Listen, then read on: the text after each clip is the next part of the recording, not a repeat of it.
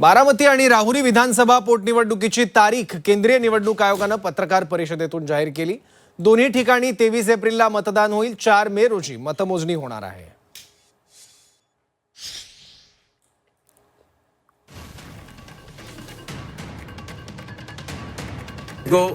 Goa, Gujarat, Karnataka, Maharashtra, Nagaland and Tripura. The name of the constituencies are mentioned here and the reasons which will be circulated to you. And the schedule would be that the assembly constituencies for Goa, Karnataka, Nagaland and Tripura will be held. The polling will be held on 9th of April, and for the assembly constituencies of Gujarat and Maharashtra on 23rd. The counting shall be on 4th of May for all the cases.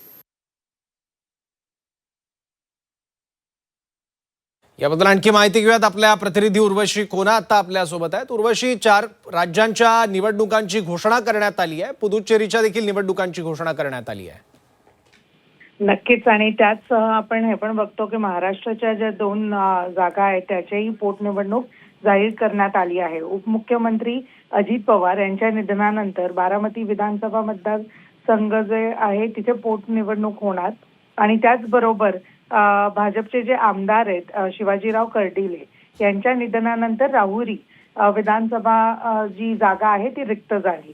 तर या दोन्ही ज्या जागा आहेत त्याची सुद्धा आज जे आहे अनाउन्समेंट झाली, आणि 23 एप्रिल रोजी मतदान जे आहे इथे होणार आहे, आणि 4 मे रोजी निकाल जाहीर करणार आहेत। त्याचबरोबर 5 जे राज्य आहे विधानसभाच्या निवडणुकांचं बिगुल तिथे सुद्धा आज वाजलं आहे। तर नक्कीच मोठ्या प्रमाणात येणाऱ्या 2 महिन्यात या सगळ्या राज्यांमध्ये जे आहे आपल्याला पॉलिटिकल टेम्परेचर खूप हाय दिसणार आहे।